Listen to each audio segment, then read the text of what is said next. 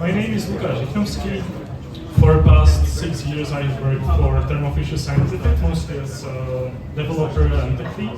So I did my fair share of code reviews and I would like to share with you what worked and what didn't. Sometimes I got a notification that a code review got assigned to me and I saw something like that. And with the amount of code changes, something inside me died a little bit. I looked for some guidance or anything that what could these changes mean, and I found out that all of it was squashed into one commit. So the first thing you can do, you can ask the other person to put some work into what they are trying to commit or merge into your code base, and give it some structure. Once you have some semblance what could the parts mean, it's easier to go through.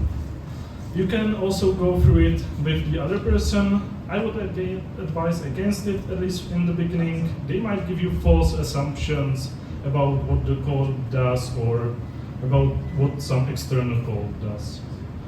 But once you have this kind of structure, you are ready to look at the code itself. And you have to remind yourself one thing. People do not usually write bad code on purpose. They just don't know any better. Please set aside some time, educate them, and one of the most useful things you can do is provide links to them, either to your internal documentation or CPP reference or any source like that. Because over time, if you do it long enough, they will actually start looking into those links even before they commit changes. And that's the best way you can avoid unnecessary comments in code review. But now that we ruled out the things that are flat out wrong, you have to remind yourself, why exactly do you make code review? What is the purpose? You have to follow some industry standards, like aviation standards.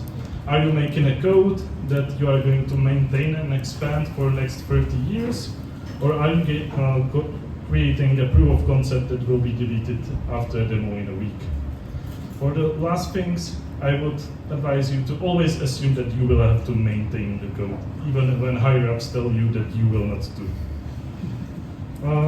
One thing I have also noticed is ask yourself, why do you personally have to make code reviews? I saw that sometimes all the code reviews are channeled through a single person.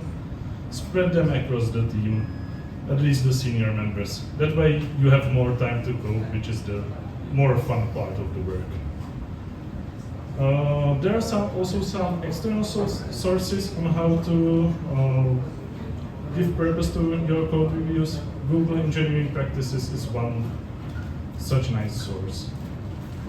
But the last thing I would like to mention is arguing about the pointless personal preferences. If you dive too much into whether trailing syntax is better or whether you should pass things as const reference into constructors, do a meeting, decide on your code conventions, and then stick to them.